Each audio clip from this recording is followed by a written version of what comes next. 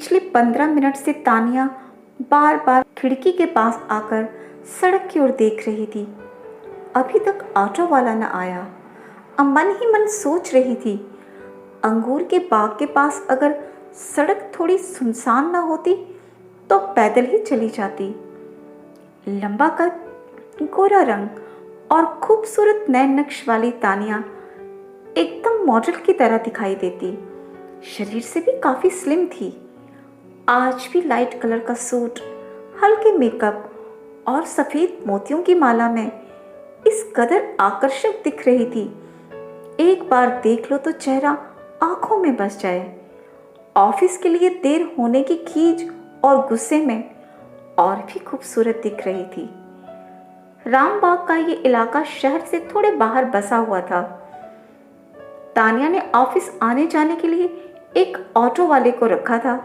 अब बड़ी बुआ जी के जान पहचान का ड्राइवर था, तभी मम्मी पापा ने अकेले ऑटो पे आना जाना अलाउ किया था। 10 मिनट और इंतजार करने के बाद बेचैन तानिया बोली, पापा आप ही चलें मेरे साथ, पैदल ही चली जाती हूँ। आज ऑफिस में जल्दी पहुंचना था, एक जरूरी मीटिंग है और इंतजार किया तो देरी हो जाएगी। अभी तो हफ्ते ही तो हुए हैं जॉब ज्वाइन किए। समय पे न पहुंची तो लगेगा जॉब में सिंसियर नहीं हूं। पापा ने अखबार बंद कर चाय का कप रखा और साथ चल दिए। घर से ऑफिस के रास्ते में सड़क के दोनों तरफ अंगूर के बाग थे। तकरीबन 500-600 मीटर का रास्ता एकदम सुनसान रहता। तानिया मन ही मन सोच रही थी, अंगूर का बाग क्रॉस करके आगे अकेली चली जाऊंगी। पापा को ऑफिस तक ना आना पड़ेगा। बाग के पास सड़क आज भी सुनसान थी। अचानक किसी के भागते कदमों की आहट सुन मुड़कर देखा तो पीछे से एक युवक भागता हुआ उनकी ओर आ रहा था। भागते भागते युवक तानिया से टकराया और इस बीच उसने चुपके से जेब में से एक कागज निकाला और झट से तानिया के हाथ में पकड़ा दिया। फिर सॉरी बोल तेजी से आगे बढ़ गया। डर की एक लहर तानिया के पूरे शरीर में दौड़ गई। पापा ना देखें झट से मुट्ठी बंद कर दी। तुरंत मुड़कर उनकी ओर देखा, किंतु वो फोन पर बिजी थे। राहत सी मिली। तानिया पापा के गुस्से को अच्छे से जानती थी। जाने क्या क्या सोच लेंगे। मेरा तो कोई दोस्त भी नहीं है और कभी इस लड़के को तो पहले देखा भी नहीं। चलो अच्छा है पापा ने नहीं देखा। अब परंतु इस कागज का क्या करूं? ऑफिस जाने के बाद सोचूंगी। जल्दी से कागज के टुकड़े को बैग में डाल आगे बढ़ गई। ऑफिस में मीटिंग के बाद अपनी चेयर पर वापस आई तो हिम्मत ही ना हुई कि उस कागज को खोलकर देख ले। सोचा घर जाकर आराम से देख लूंगी। आज वैसे भी घर जल्दी जाना था। पापा सुबह उठते ही उसके पास आए और ऑफिस से हाफ डे लेकर घर आने को कहा था। जल्दी से दिन का काम निपटा, हाफ डे लेकर घर की ओर चल पड़ी। ऑफिस से निकली तो देखा आगे कुछ रास्ता अब पुलिस ने बंद किया था। पूछने पर पता चला कोई अपनी कंपनी का कैश बैंक में जमा करवाने जा रहा था। रास्ते में कुछ गुंडों ने चाकू दिखाकर छीनने की कोशिश की। इसी छीना झपटी में युवक घायल हो गया और हॉस्पिटल ले जाते समय रास्ते में उसकी डेथ हो गई। सुबह से ही उसकी इन्वेस्टिगेशन चल रही थी। पापा ने सुबह समय पे घर आने को कहा था। जाने क्या काम है और यहाँ तो रास्ता ही बंद है। अब फिर नाराज होंगे मुझ पर। रास्ता बदलकर घर पहुंची तो देखा कुछ गेस्ट आए हुए थे। पता चला लड़के वाले हैं, उसे देखने आए हैं। अचानक दिल जोर से धड़कने लगा और घबराहट सी होने लगी। क्या करता है लड़का और देखने में कैसा है? पता नहीं नेचर कैसी होगी। क्या मुझे जॉब करने देगा? तानिया सोच रही थी। फिर चुपके से पर्दे के पीछे ड्राइंग रूम में देखा। लड़का अपने माँ बाप के साथ एकदम सामने वाले सोफे पे बैठा था। देखने में स्मार्ट और इंटेलिजेंट लग रहा था। ड्रेसिंग सेंस भी बढ़िया थी। देखते ही लग रहा था अच्छे से सेटल्ड कोई बिजनेसमैन है या किसी अच्छी पोस्ट पर होगा। और माँ बाप भी पढ़े लिखे और बहुत अंडरस्टैंडिंग वाले लग रहे थे।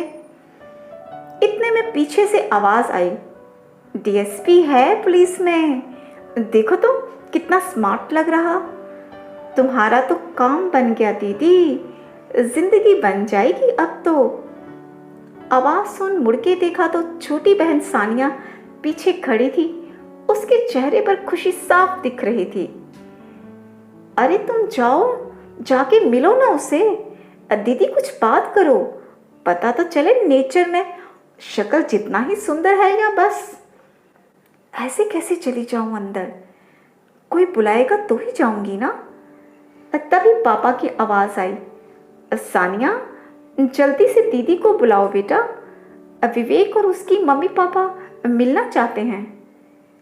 कमरे में घुसते ही पापा इंट्रोडक्शन देते हुए बोले, मेरी बड़ी बेटी तानिया प्राइवेट कंपनी में जॉब करती है। फिर मुड़कर तानिया की तरफ देखते हुए बोले, बेटा विवेक से मिलो और तुमसे कुछ बात करना चाहता है। तुम लोग अगर चाहो तो टीवी रूम में बैठ सकते हो, एक दूसरे से बात कर लो और कुछ पूछना है तो भी पूछ लो। अब बाद में अपनी पसंद नापसंद बता देना। तानिया अब तक मन बना चुकी थी। वह विवेक की पर्सनैलिटी से काफी इम्प्रेस थी। सोच लिया था यदि विवेक को ऑब्जेक्शन ना हुई तो उसे ये रिश्ता मंजूर है। कमरे में एंटर करते ही विवेक ने प्रश्नों की झड़ी सी लगा दी। अब क्या तुम अपनी मर्जी से शादी कर रही हो? किसी का प्रेशर तो नहीं? विवेक ने झुकते हुए पूछा। अब बुरा मत मानना, अब पर अभी सब क्लियर होना चाहिए। अब बाद में पता चलने पे हमेशा के लिए रिलेशन खराब हो जाता है। कुछ देर खामोश रहने के बाद तानिया बोली, किसी का प्रेशर नहीं है। अब वही शादी करूंगी जहां मम्मी पापा कहेंगे। उन्होंने मेरे लिए कुछ अच्छा ही सोचा होगा। थोड़ा रुककर हल्का सा मुस्कुराते हुए तानिया बोली, आप भी अपनी इच्छा से ही आए हैं ना? और शादी अपनी पसंद की कर रहे हैं या? तुम इतनी खूबसूरत हो, कौन पसंद ना करेगा। मैंने तो तुम्हें देखते ही हाँ कहने का मन बना लिया था। बस तुमसे पूछना था कि तुम पर कोई दबाव तो नहीं है। फिर मुस्कुराते हुए बोला, अपनी इच्छा से ही शादी कर रहा हूँ। अब मुझे कुछ और नहीं पूछना। यदि तुम कुछ और जानना चाहती हो तो पूछ सकती हो। 10 मिनट की बात से ये क्लियर हो गया था। थोड़ी रिजर्व नेचर का है और स्ट्रेट फॉरवर्ड है, परंतु साफ दिल का और सच बोलने वाला। और लगता है अपनी वाइफ को खुश रखेगा। तानिया की जॉब करने से भी उसे कोई ऑब्जेक्शन न थी। रिश्ता तय हो गया और शादी भी इसी महीने होगी। लड़के की बहन अमेरिका से आई थी, सो इसी महीने शादी करना चाहते थे। उसके जाने के बाद अपने कमरे में पहुंची तो मन में एक अजीब सी खुशी का एहसास था। तभी सानिया और माँ भी पीछे से आ गई और शादी की तैयारियों की बातें होने लगी। इन सब बातों में उस कागज वाली बात को भूल ही गई। पूरा हफ्ता इसी काम में निकल गया। अब तो तानिया हर समय शादी के बाद के सुनहरे सपनों में डूबी रहती। कौन सा कागज, कैसा कागज, सब भूल चुकी थी। फिर एंगेजमेंट, शादी की तैयारियां और देखते ही देखते शादी का दिन आ गया। शादी के अगले दिन मम्मी ने उसका पुराना सामान और बैग वो भी विवेक के घर भिजवा दिया। आज शादी को 1 महीना हो चुका है। विवेक सच में अब बहुत ही अंडरस्टैंडिंग और प्यार करने वाला हस्बैंड है। उसके मम्मी पापा के स्वभाव से अब बहुत अच्छे थे। तानिया आज शाम डिनर पार्टी के लिए तैयार हो रही थी। ड्रेसिंग रूम में देखा तो उसकी ड्रेस से मैचिंग नेल पॉलिश न थी।